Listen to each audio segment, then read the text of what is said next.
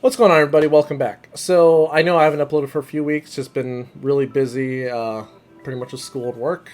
But I do have some stuff coming out this week for you guys, and I wanted to get started with this video in particular, talking about R9 Bossk. And R9 Bossk has been really kind of surprising me a lot. I know R9 is supposed to be a lot better for tanks, but R9 Bossk has been extremely resilient and is starting to open up the doors to a bunch of new counters in terms of going against Galactic Legends with and without the Zam Omnicron. So I do have some couple clips I want to show you guys today, and there's one that I'm really excited to show you because it's something I'm working on and hopefully I can get it done because it would be super cool. But yeah, so let's go ahead and dive into R9 Bossk. So Bossk was my first Relic 9, and I'll be honest, if Relic 10 came out today, he'd probably be my first Relic 10. You really can't go wrong with this guy. He's got the best ship in the entire game.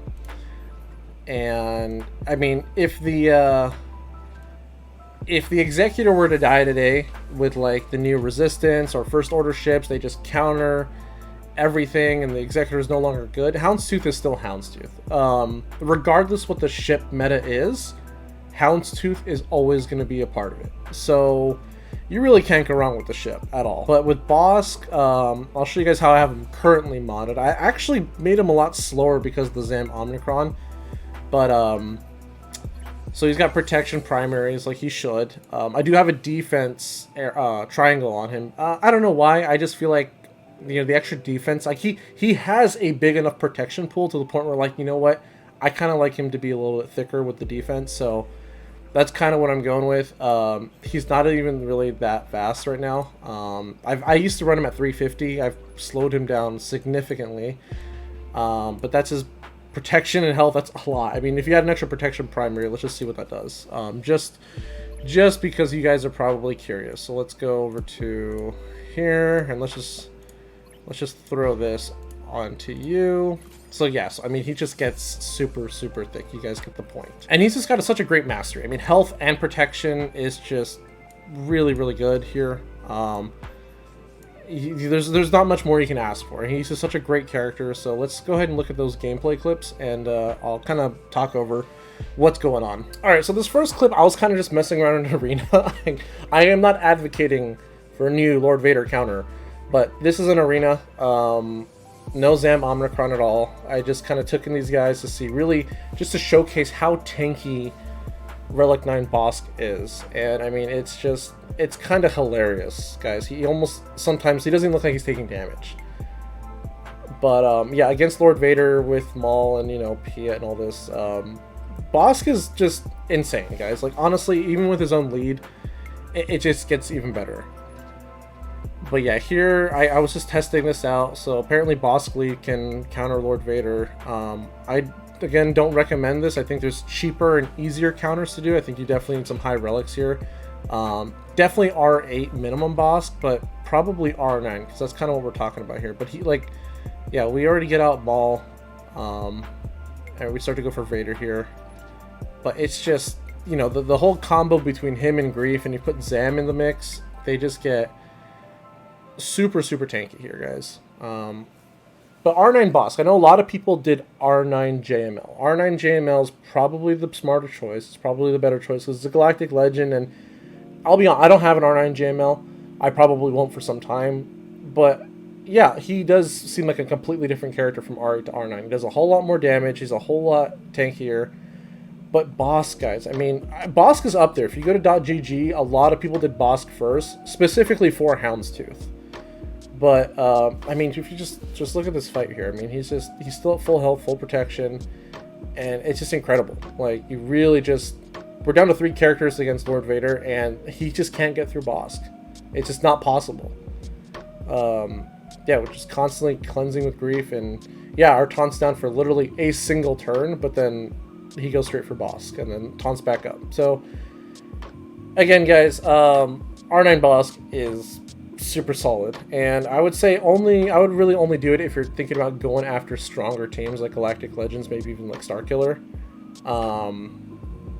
Here I did this in my GAC today. I've never used Zam Omni against Rey, but I wanted to see, you know, how with Disintegrate, you know, you won't proc Whirlwind, and Bossk is you know, the only one not stealth, so he might be able to eat a whirlwind or two.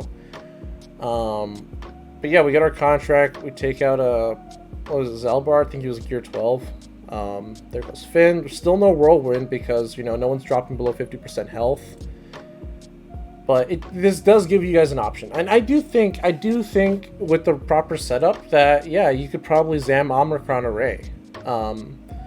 It's probably going to be very, very mod intensive. You definitely, like, I think the Ram fighting is like 12.5k offense, so definitely way up there in terms of the offense numbers. But Bossk lead may have actually been better here now that I think about it.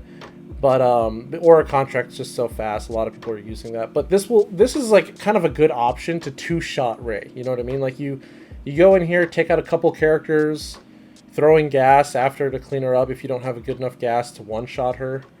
But definitely, I think this is definitely an option here. Yeah, but yeah, we don't succeed. But I definitely think there is wiggle room to succeed. Probably throwing in, like I said, Bossk lead instead of Aura. And possibly maybe Boba Fett for the ability blocks. That way you really don't have to worry about Whirlwind at all. So this might be something I'll try again in the future. Yeah, the rest of the team is taking a beating, but Bossk is fine. And I think one of the main things that really is working in his favor is his payout. Where, you know, every time a bounty hunter takes a turn, he is recovering 2.5% health and 2.5% protection. You know, under a lower Relic Bossk, they may not seem like a whole lot because it's not scaling with, you know, the Relic amplifier. But, you know, once you get to R8, R9, 2.5% health and protection, and then on his turn it's 5%. Then he has Frenzy, so he's taking a bunch of turns over and over and over. That's quite a bit of heals. Like, I'm not gonna lie, that's a lot in a short amount of time. Now this last clip, oh boy, this is what I'm working on, guys. This is what I'm working on. You guys have probably seen some people do this already. They call it, you know, the Aura snipe or bounty hunter snipe, whatever. But basically, if your bounty hunters are all fast enough, you have to have the Zam Omicron, by the way. Or you don't have to, but it helps to outspeed Cat. But if your entire team outspeeds Cat, you get contract, you can disintegrate her, and then you can set up for a nice two-shot. Most of the time when people do this, though, they snipe Cat, and then they die. That's not the case here. I was not planning for this either way. By the way, this was totally by accident, and I was like, holy smokes, we're still alive. So, I guess I'll keep playing the game. But it started to make me think about if I remod some of my characters for speed, i.e., Mando and Aura, because they're modded for crit damage.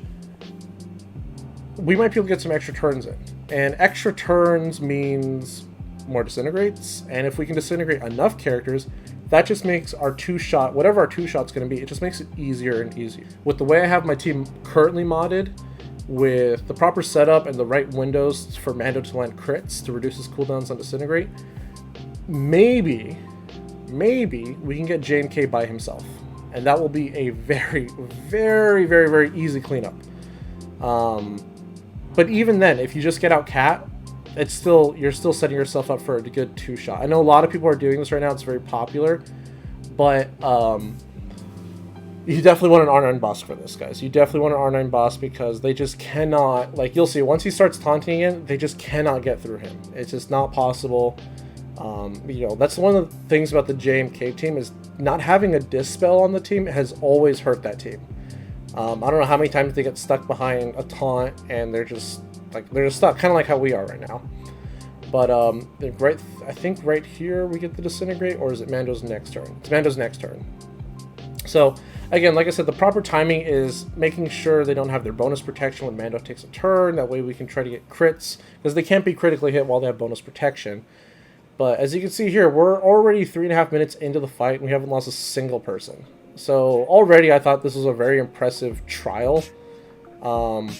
With the proper modding and proper setup, I do think, you know, the plan is to one-shot. If we can one-shot J&K, I mean, that would be, I don't know. I really wouldn't have words if we can do that. But my goal is to get everyone out but J&K. And we almost get Ahsoka out right here. We could have gotten her out, but I chose not to attack when I should have. Where is it right here? Yeah, I should have hit her with the basic from Zam. But yeah, like right here, they just cannot get through Bossk. Like, if you guys look at Bossk, I mean, he's just chilling. And when I did this fight, he wasn't even modded to be tanky. I had, like, I think a potency primary on him just because it had a fast speed secondary. So after this fight, I remodded both Mando Aura to be faster. So pretty much I can go as fast as a 400 speed cat. So that's how I modded the team. I definitely think this is more of an end game strategy, or you know, people that have a lot of high speed mods, they could spare them. But yeah, that's what I'm working on, and hopefully, you know, with next season of GAC, we can see some results of, you know, how many people can we snipe against JMK, and can we even get a one-shot, if that's possible.